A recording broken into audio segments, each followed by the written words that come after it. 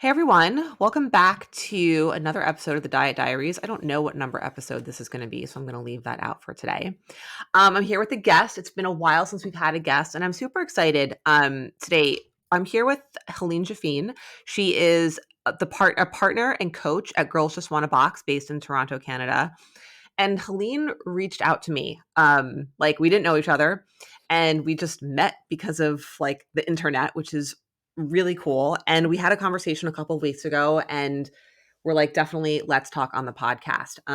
Helene is a partner and coach at this boxing gym, and was sharing with me like how transformative the sport of boxing has been for her in terms of her relationship with food and body image. And I'm like, yes, this is amazing. Let's talk about this. So that's kind of what we're going to be talking about today. And as always, like we'll get into all kinds of other things, like wherever kind of the conversation takes us. But I just wanted to kind of introduce her, and I'm going to hand it over to Helene. So yeah, just let us know a little bit about yourself, why you started the gym, like what that's all about. Anything, we'll kind of dive into your history and then sort of go from there. Sure. So, yeah, like you said, I started as a partner with Girls Just Want a Box in 2018. Prior to that, and starting my boxing journey in 2012, Okay. I was not into boxing. I never watched the sport. I couldn't tell you anything about it. I couldn't, other than maybe Mike Tyson, just or Muhammad Ali. Uh, it was never really in my world. And it was only when I was in the UK and I ended up working at a boxing gym there. And that's how I was even introduced to the sport. And I guess to say the reason why I started there is because I was living there, I wasn't meeting anyone, and the gym is a very social place to meet people. To connect, especially there's usually a common interest.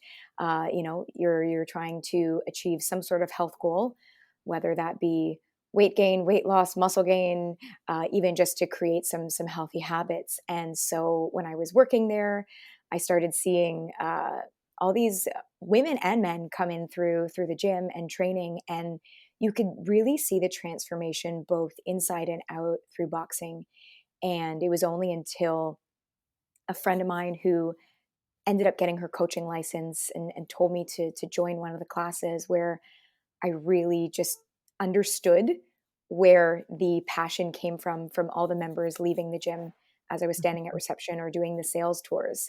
And I was like, I get this now. And that was when something that I had kind of shared with you earlier was so I have OCD, and it's typically tends to be with germs and contamination. However, there are lots of other subtypes that I fall into. And it ended up really being an alternate form of therapy from talk therapy, medication, XYZ. And so it was a little bit of a dual purpose. So I was fulfilling a physical health goal, let's say, by Mhm. getting into the gym and doing some strength through boxing as well as the cardio aspect. But then I was also really able to help balance a little bit of my OCD.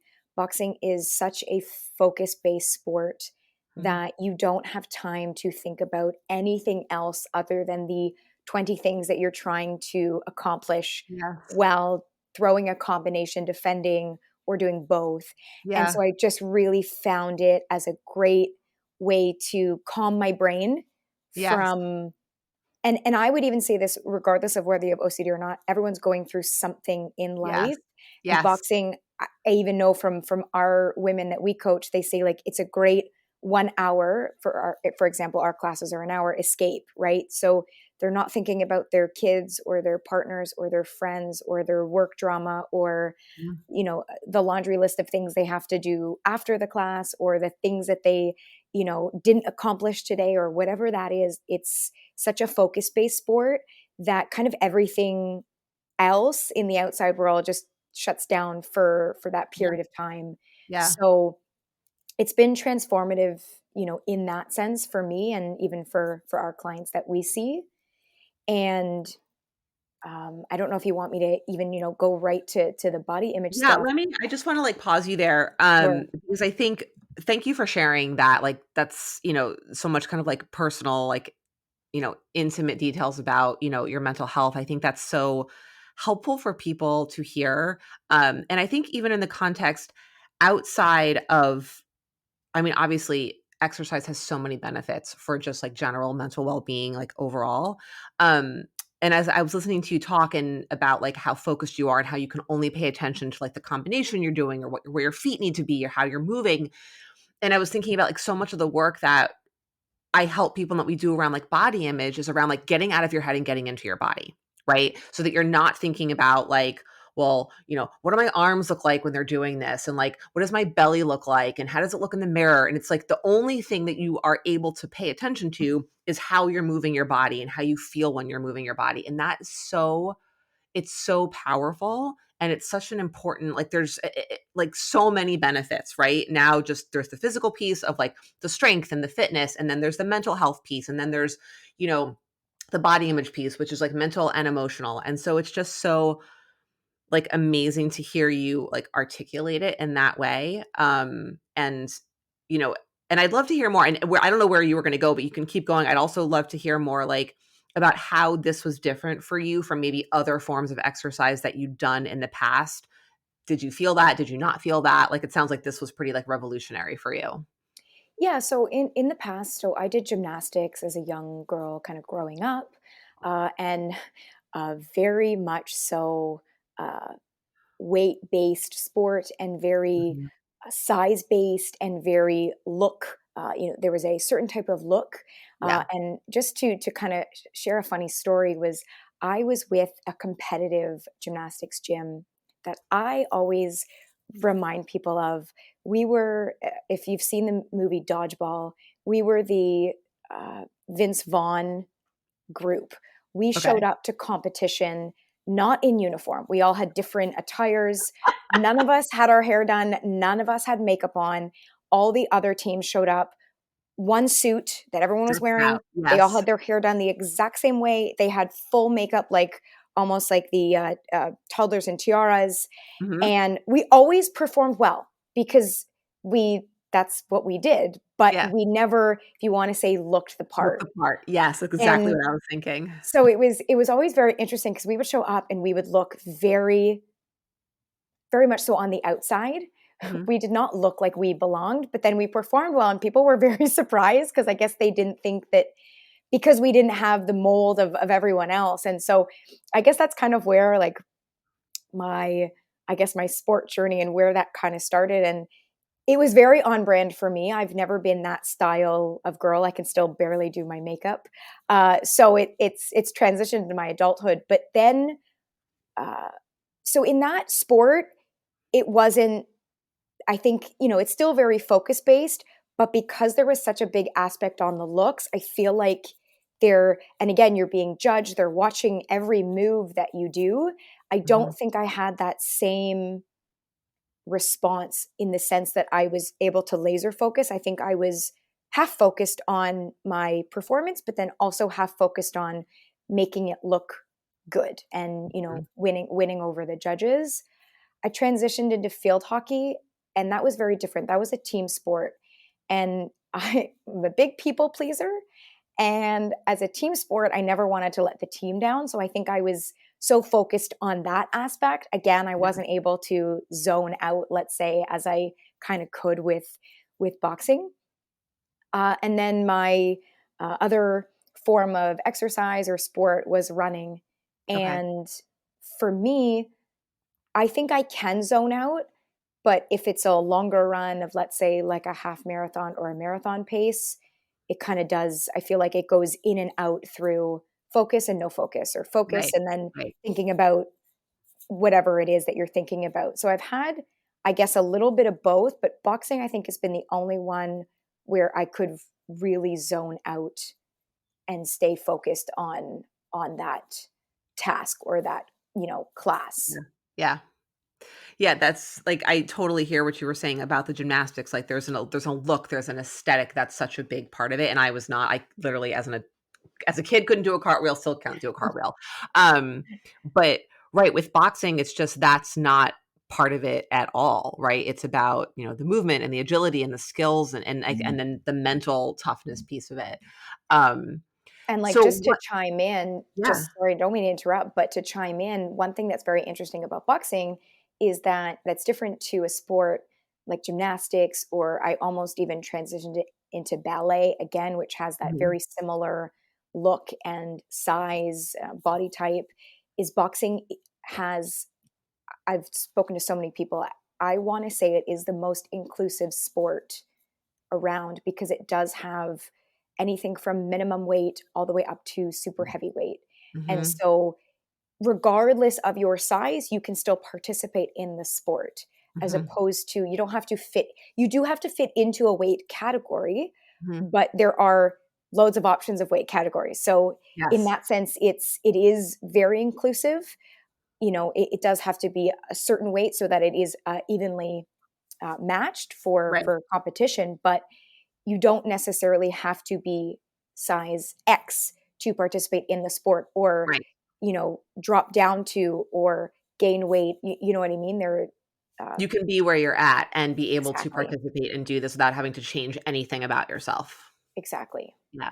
So can you talk a little bit more, right? Because I think like when a lot of people who listen hear boxing, like obviously we understand the sport of boxing. So, but then there's also like kickboxing classes and bag classes. So can you talk a little bit more about like what your gym is, what your classes are like what and how the sport has, in what way you've kind of participated amongst like all these different ways that people might sort of think about boxing beyond like or maybe I guess in addition to like the traditional like quote unquote like Mike Tyson boxing. Yeah, so I started, as I always say, for fun. And with Girls Just Want to Box, we tend to say Girls Just Want to Box for fun and Girls Just Want to Box for real. And so when we say for fun, Mhm. we mean for fitness, for their own physical activity, and again, for fun. So it's not necessarily for the competitive side of things. And then when we say for real, whether that be competitively as an amateur or competitively as a professional, Got it. there are two different options in that sense. So I started for fun and for fitness and for really just to do a different form of cardio. So I had done running for years, and this was a very different form of cardio, very Mhm. much more intense. There's also a self defense, aspect to it as well too, that I think a lot of women tend to gravitate towards. There are, again, boxing fitness classes that a lot of people will participate in. There are also competitive classes, which again could include partner work, will add more defense and footwork drills because that is something that they're working towards. And so, like you had mentioned earlier, I'm a partner of the gym. Christina is the owner and founder. And what she found years ago was that there was a gap in the market between the women that wanted, girls and women, I should say, that wanted to box for fun and box for real, but there wasn't a happy medium for the women that wanted to box for fun but not compete, to Mhm. not provide them with the technique and the tools to learn the real sport of boxing. Got it. And so that's kind of what we do differently, is whether you want to box for fun or for real, Mhm. we coach in the same way. Now, Got it. if you want to box for real, there is extra work that's done on top of that, and there is sparring that they will do and partner drills that they will do. But any woman or girl that wants to come in and learn, we'll teach them the techniques, because one, it does provide more of a full body strength and conditioning workout, Mhm. as opposed to a boxer size class, which Yeah. is a bit more cardio based. Yes. And then it also provides that mental aspect too, right? So we really want to provide these girls and women with the full range of physical and mental benefits from boxing. And Mhm. really that's done through the technique. Whether they want to compete or not is totally fine. They don't have to. Yeah. However, something that I did was I started for fun. I didn't care about the technique, and then when I had transitioned into wanting to compete, I had some bad habits that I needed to unlearn. So there was also that. There was a few years of me trying to, because I didn't, let's say, quote unquote, care about the technique at the beginning. I said, I don't need to, it's fine. I'm never going to compete. Right. And then, 5 years later, I was interested in competing, and I needed to unlearn some bad habits, because if I took that in the ring, then Right. that may or may not have bode well for my performance. So Right. What has it been like to compete? Like, so you're boxing against other women, like one on one, like in a ring correct. situation. Yeah. What's So that like? it was very surreal. I will say, I'll never forget, the way I work is I like to practice and I like to get as much information as I can. So I asked my coach to provide a like pre-training camp to Hmm. the real thing, so that I could like really mentally get myself involved and just understand it a bit more. And I'll be honest, I didn't hate, and it didn't hurt as much to get hit as I thought it was going to be. I think, Okay. like a lot of things, we have this perceived notion of the pain and the tolerance and that threshold of what you're gonna. And don't get me wrong, I don't love it, but I also didn't. It didn't hurt me, or it didn't feel as bad as it was going to. Okay. And I will say the thrill of competing and going through that whole process, we've taken a lot of women through charity boxing events, and it everyone has always said, male or female that we've worked with, it's one of the hardest things that they will ever do. Hmm. But after doing that, you can almost take on anything. Like Hmm. nothing feels as hard as that did. Yeah. And what is So like what so I'm curious to hear about like whether it's for you or like the women, like your clients that come to the gym, like what role has that played or like where I'm trying to think about how I want to form this question because it's probably more than one question. Um let me come at it from this angle. So a lot of women like when they go to a gym to work out are coming in for like weight loss or aesthetic goals, right? To look a certain way. correct. So, you know, is that the case for the women that are coming in? Is that something you guys work on? Do people's goals change over time, or are you attracting like kind of like a whole different set of clientele with different goals? Like where does that how does that kind of fit in for you? And I'm just curious to learn about that, right? Because that's like we think workout and especially boxing. I think you think of boxing as a sport where people get like, forgive me for using this word, like ripped, like really like defined muscles and really quote in shape. And there's lots of like, what does that actually mean? Um, right. So like what's the whole dynamic in terms of like weight loss and looking a certain way? How does that kind of fit in for you guys or not at all? Sure. I'm going to tackle that two angles. So Okay. we also have a teen class. And I will say it is very loose with teen, because we have a girl as young as 7. Okay. So she doesn't That's necessarily awesome. fall into a teen range, but Yeah. her sister is 12. And so their parents asked if we could, and I said, no problem. Yeah. It's a bit of a different noticing that age difference is very different, but Yeah. we make it work. And so it's very interesting with the parents that are getting their teens into, is it tends to be a bit more with building their self-confidence Okay. through boxing.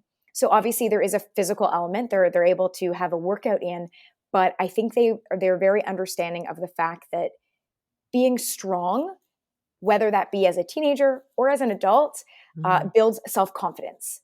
And as well too, at the age of 7 or at the age of 12, a lot of gyms won't allow them to go and work out, let's say in the weight room or things like that. So they're doing various sporting activities. And I would say a lot of the young girls that come in is for either bullying at school, building self-confidence, and or just finding a sport for them. They've tried soccer, they've tried tennis, they've tried gymnastics, whatever it is that they've tried, and they're just kind of still bopping around to figure out what's going to be their sport that they want to continue for, let's say, a few years. So that would be our teen side. I would say our adult women tend to come in for, they have seen the, as you say, ripped and shredded boxer bodies. So Hmm. they'll see that as an aesthetic look that they're looking to achieve. They also, I think, maybe have come from, we have kind of, I'm going to go with kind of 3 subtypes. One, they've done an athletic sport growing up, Okay. and they haven't done that anymore. They're looking for something new, but maybe to complement what they used to do. And then we also just have women that are tired of doing their own thing. They want to come in again, they want to have like, you tell me what to do, I'll do Mhm. it for the hour, and then I get to go home. Yeah. And they're, they don't want to lift weights, they don't have a program, they kind of don't really know where to start or what to do. And so they figure a group class is a good opportunity for them to come in, learn something new, get their workout in. And because we talk about technique and the benefits of the strength training that you get from that, plus Mhm. the cardio conditioning, Mhm. it's kind of the best, let's say, bang for your buck in terms of getting both, as opposed to having to do a strength workout and a cardio maybe every Yes. other day or the same day, and trying to Right. fit that into, everyone's work schedules, which are already quite busy. Right. So it sounds like you're focusing not really on aesthetics, but more on like the physical and like the mental component of it. And I Correct. love what you talked about. Like it's amazing that you have a teen class and that God bless those parents who sent their 7-year-old daughter. Like Yes. that's amazing. Right. Because there's so many skills that girls can learn at that age that will set them up for life. And it's just yeah, like, it's just so interesting to hear, like, all the different components of boxing in a way that I think is maybe different than other sports, right? Because 'Cause you're one-on-one and right, and you're defending yourself, and it's so technical, but so athletic at the same time. There's so many different skills, um, that it seems like the kinda thing where even if someone comes in for aesthetic reasons, and that's fine if people have those goals, then they also get all these other amazing benefits on top of it where maybe, like, because we can't really control those aesthetic results, right? Some people are genetically predisposed to have a six pack and others are not. And that applies to so many different things. But it's like, you might come in saying, oh, I want to look like this. And by this, I just mean like whatever idealized image you have.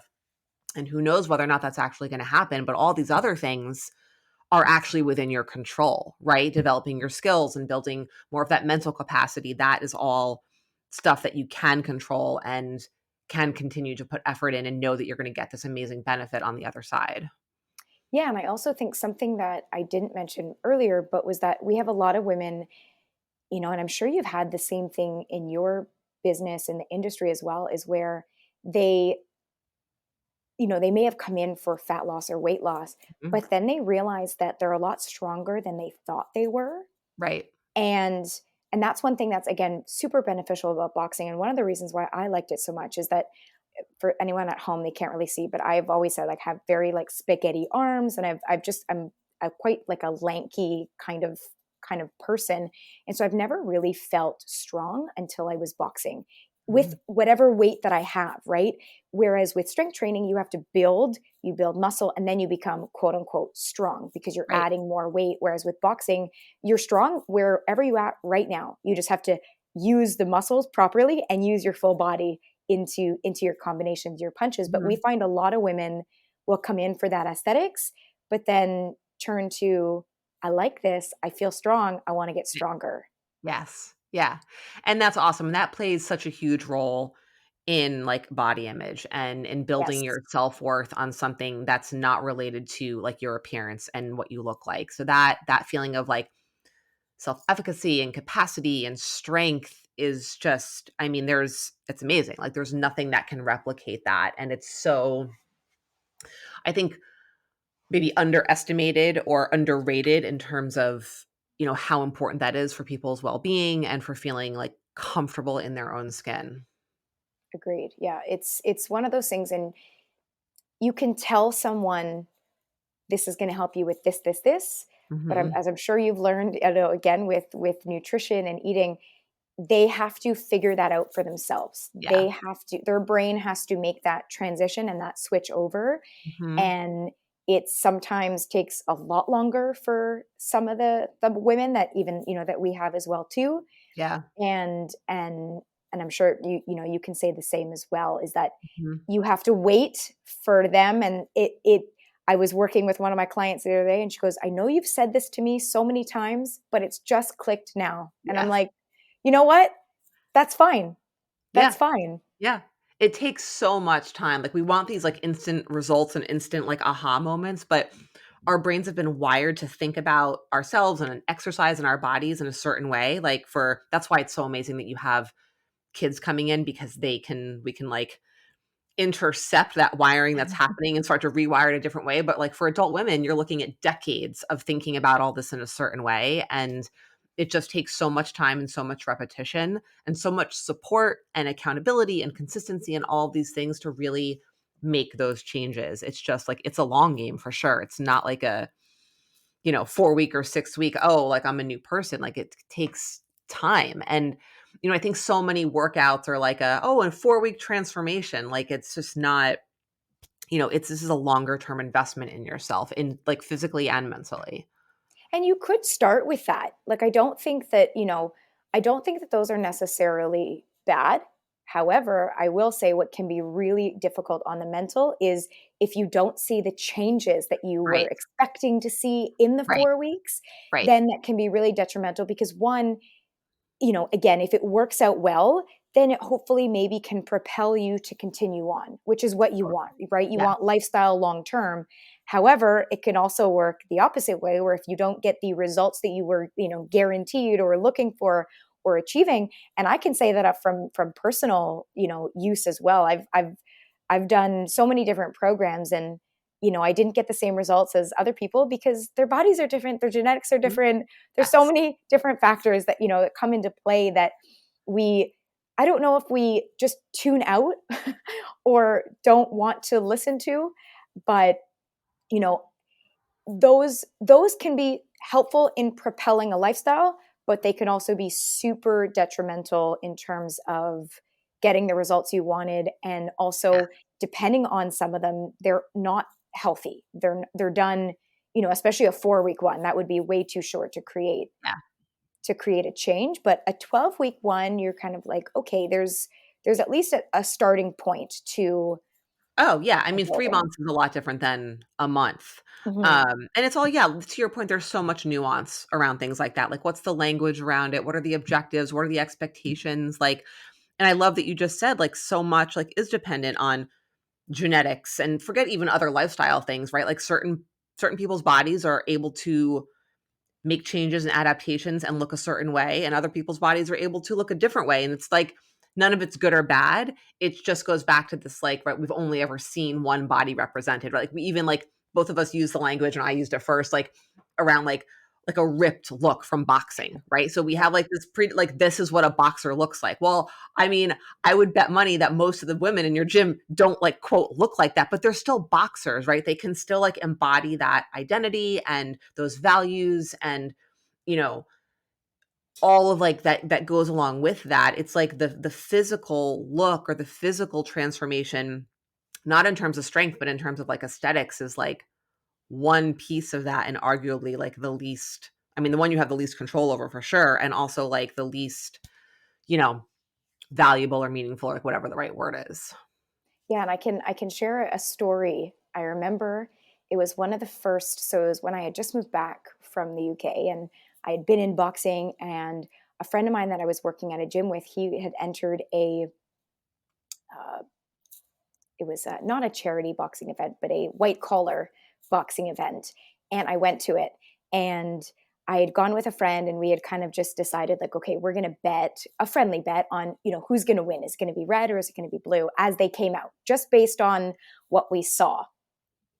There was no fight cards or anything like that. And I'll never forget, there were two male fighters, and one came out, and he was a bit shorter, but just, as we've been saying this whole time, ripped, jacked, just Hmm. shredded. And I was like, Yeah. oh, I'm going with that. I'm going with that guy. I haven't even seen the other guy, but I'm Uh-huh. definitely going with him. And the other guy came out taller, again, I'm going to go quote unquote out of shape looking, Hmm. had a bit of a belly, and I'm pretty sure first round the other guy was struggling. And because boxing, there's two things. One, boxing is mental. So if the other guy was mentally not prepared for this fight, there's a good chance he was going to lose just based off that, not even throwing any punches, just based off that. Hmm. And the quote unquote out of shape guy won because he was able to, first of all, again, it's all very calculated, it's all very timely. And I feel like the other guy probably spent too much time with the strength and the core workouts that Hmm. I don't think he spent enough time on the basics of boxing. Yeah. And that's where you lose it. But again, very visually, it was, very, and I kind of shook my head after, because I was like, that, that didn't make sense. But now that I've been in it and I understand the game, Yeah.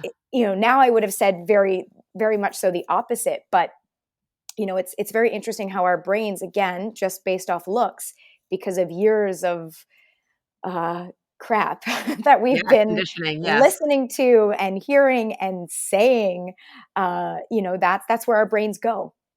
Yeah, absolutely. Right. And I think that I love that you shared that story because it just like reminds us to like notice those assumptions and start to question them. And why do I think that? Right. So there's like the kind of the cognitive piece, but then also just a reminder that like, we both use this language like in shape or out of shape. Like, what does that even mean? Right. Like, you can be in shape and not look what people have told you in shape looks like. Right. And Correct. also on the flip side, like, you can look, I think someone can have a six pack and look a certain way and also not be strong, not have good cardiovascular fitness. Right. Like, it's the physical appearance is not representative of what's happening like on the inside, right? And there's a bigger conversation around here that around like body size and shape in general, right? Where people make assumptions that someone in a bigger body is out of shape and unhealthy, and people automatically make assumptions that someone in a smaller body is in shape and healthy, and that's just like not true. Like clinically Correct. proven like not true. Um and so it's just so important to have these conversations to create awareness around like the way our brains think, which is wired and programmed, and so we can't just shut that off, but we can start to like notice those thoughts and then question them, be like, why do I think that? And so Yes. like here's like a great example of the story you shared where like those were like your assumptions, your automatic thoughts, and then they were like disproven. And it's just this is the stuff that I think we need to be talking about to create like this tide change, like this shift in the beliefs we have around bodies and what we need to look like and what we want to look like and what we do and what we give up in order to look that way. Whereas, can we shift the focus to so much of what you talked about today with the boxing, like the strength and the mental toughness and the capacity and the confidence and all of that? And then whatever the physical aesthetic outcome is, it is, but you've now cultivated and developed all of these amazing qualities and skills, which are independent of like what you look like. Yeah, and it's interesting saying about, in shape and not in shape. I came from a class last Thursday and I had a woman, she's like, "Oh, I'm out of shape." And I said, "Well, first of all, I'll say two things." I said, "One, there's, quote unquote regular in shape, Mhm. being able to walk upstairs without huffing and puffing. I'll use that kind of as an example." And then I said, "But then there's also boxing in shape." And I said, "Those are two very different things." I said, "For you to be in physical boxing shape, it's going to be way more than a few weeks worth of classes, Mhm. also coming once a week." So I was like, there's a very big difference. And I said, "You will get there. It's just going to take time." Mhm. And I think there's a a lot of women will come in, "Oh, I'm not in shape." And I would say, that's what we're here for. That's what Right. we are. Right. That's what we're here to help you with. You don't need to, I've worked in so many gyms where they get the free PT session at the beginning, and everyone always says, "Oh, I'll wait until I'm in shape." And I said, Right. "No, that That's is the the point. point of the trainer. Right. They are there Yeah. to help you. Again, you don't have to sign on with them, but they're there to help guide you." Yes. It's like waiting to go to yoga until you're flexible. Like, no, the Correct. whole point is to like, you don't have to Is be able to touch your toes to go to yoga. Yeah. And Yeah. I think, something that I know I haven't worked with you kind of on the nutrition side, but I think something that's really interesting with, the women that come into boxing is that they start to learn that they actually need to eat a little bit more than they're eating, Mhm. Mhm. because they're tired during the workout, they have to stop the workout, or they're, starving after, Yes. Yes. and so it's trying to find, first of all, for everyone it's going to be very different, trying to find what to eat before, right? How long, depending on, and I feel like that's a little bit more trial and error based on the Mhm. person. Some Yeah. people can handle a little bit more food before, some people are Yeah. like just a banana and that's it. Yeah. And then again, it depends. Is like a half hour, is it an hour, is it 2 hours, based on what you're eating. But Right. I found for me that if I didn't eat enough, my training performance wasn't as good. Oh, And yeah. I could feel that.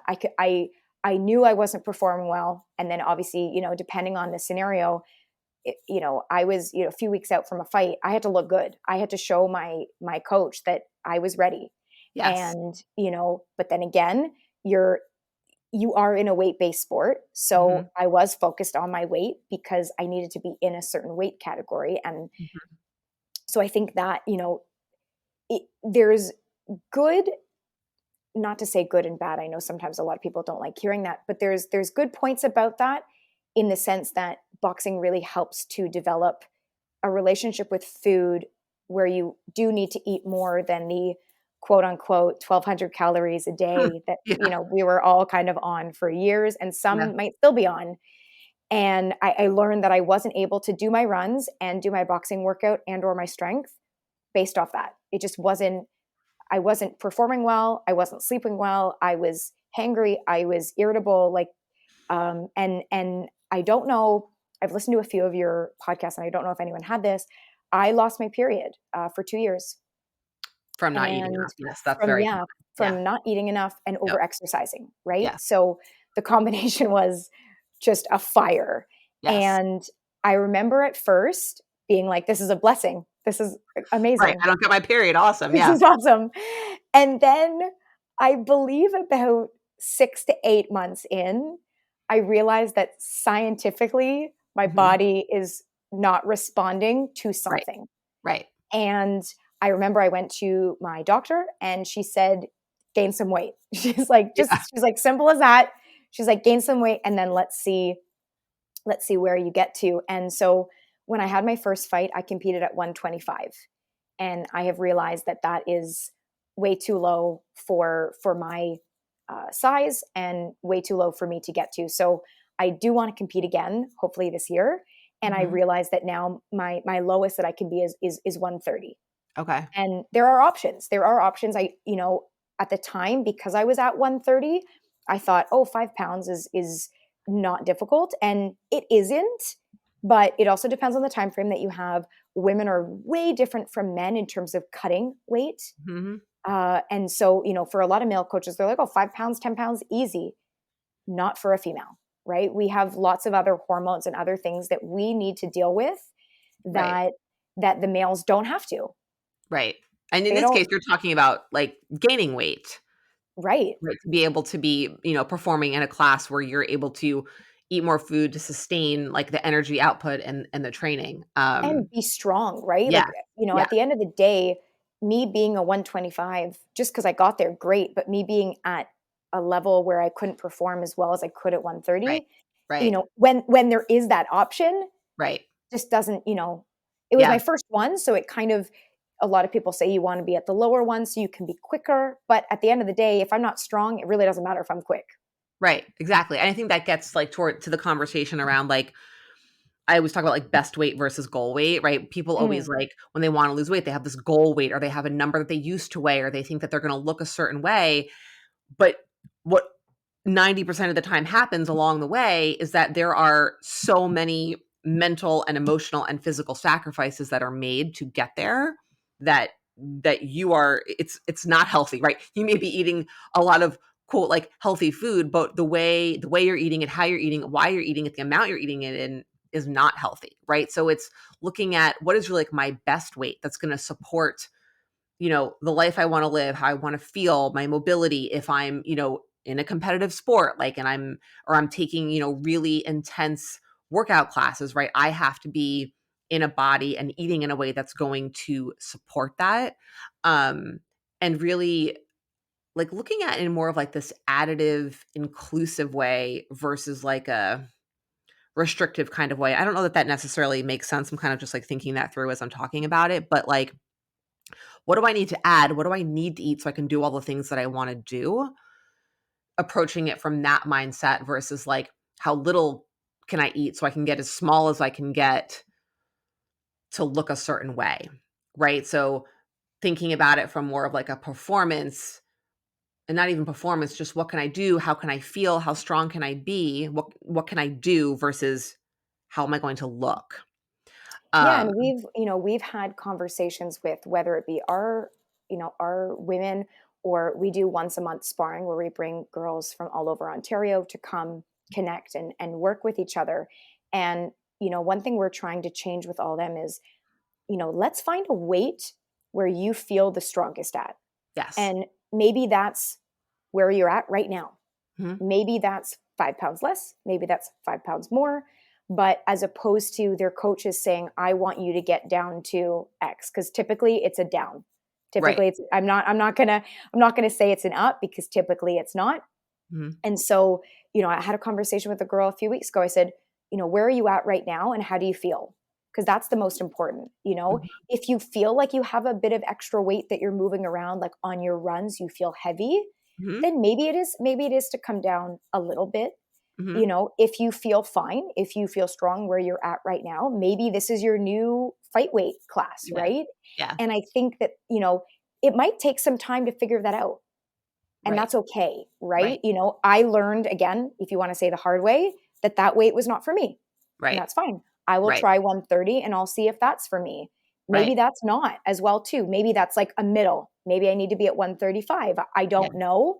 Yeah. But I think there's it's not a hard and fast 130, 132, or like you were saying, I know I've had weights in my head that I've wanted to be forever, Mm-hmm. and because of where I've heard other people being at, where it's because, where your parents were at their, at their slimmest. Right. Uh, I'll jokingly say my great aunt, I'll never forget, she lives in the States and she's been a size 0 for as long as I can remember. And she Mm-hmm. used to have a diet Pepsi a day. That's it. Oh, That's it. okay. Yeah. No, that's it. That was That was right. Okay. breakfast, lunch, Right. dinner, snack. Yeah. And, I was thinking about it and I was like, yeah, this is where the disordered eating comes from. Oh yeah. Oh Just yeah. hearing that, right? And again, it's Right. funny because she lives so far away, but I heard that. I heard that at one point. Yeah. And I heard she's a size 0 and I heard that she drinks diet Pepsi. Right. And And then right. So whether that affected me or not, like that I noticed it, definitely not. Because at first I was like, oh, that's wild. But did yeah. that like probably enter my brain and, mess it up a bit? Yeah. Sure. Alongside everything else that you were seeing and hearing For growing up, sure. right? And seeing bodies that were only seeing bodies that were smaller sizes, right? So it's all this messaging over time that like infiltrates the way that we think, right? In a quote subconscious way, until we don't even realize like how disordered it is and how like disruptive and dysfunctional it is. Um, so yeah, and what we were saying before about what weight do you feel you're strongest at, right? Like we're so not used to thinking about that. We're so used to thinking, well, what weight do I quote look my best at? What Yes. weight, are people going to like think that I look great at, right? And it's all about aesthetics. It's all about the look. It's never about like how I feel. And I think that strength is something that's so underrated and overlooked for women.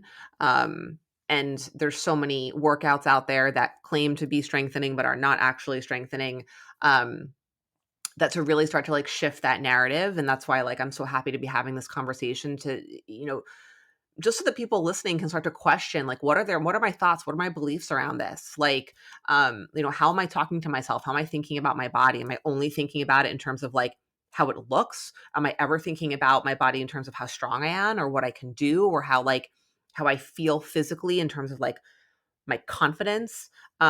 These are like the really important conversations and questions that need to be like happening. And So I think one thing I will say, in case I don't get a chance to say this later, that just because I've overcome this one hurdle mhm, doesn't mean that I am on the other side. right. So, and I'm sure you've had this with your clients, maybe even yourself.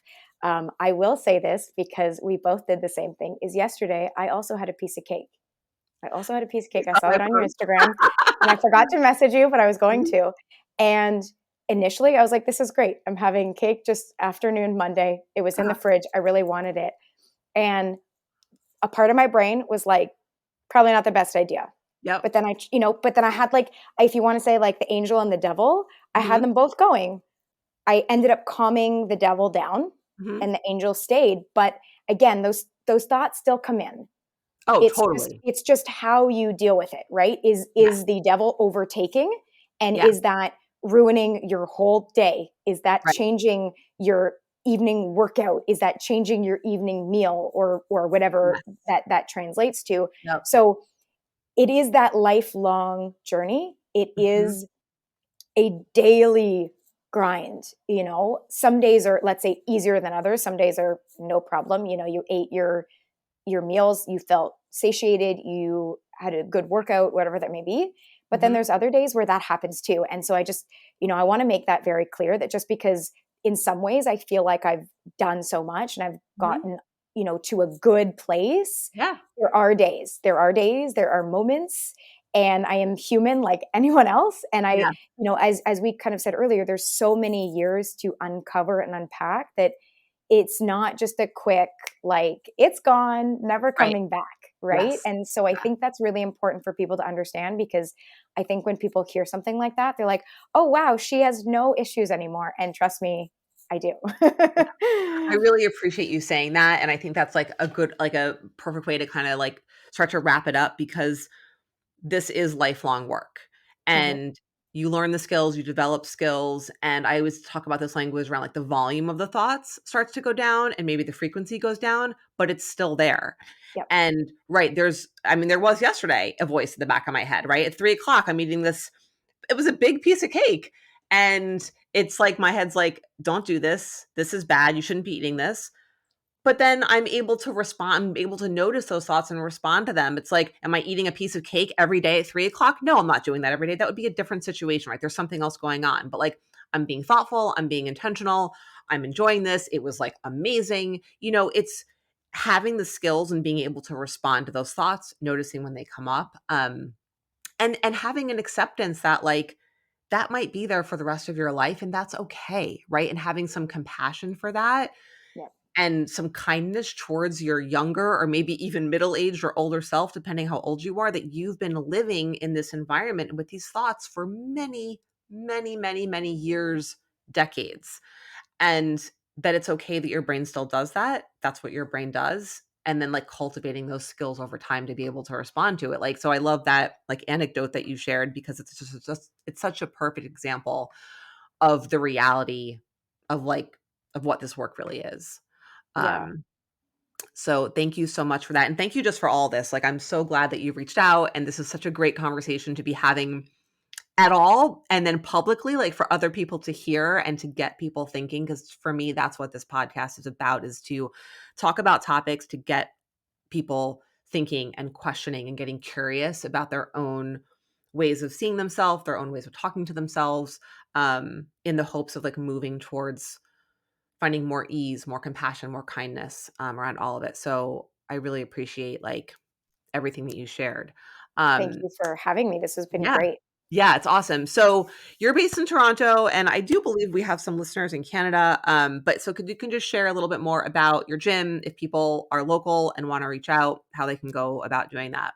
Sure. Best way I would say is to follow us. We're at Girls Just Want a Box, whether that be Instagram, Facebook, TikTok as well. Yep. I'll tag And it. then I also have my handle in there, but it's Helene Jafine, and I've done one of these before. And if anyone wants to talk about their own journey and or share something that like resonated with them, I'm happy to talk about or expand more on any of the things that I spoke of today. Awesome. Thank you so much. This has been great. Thank you.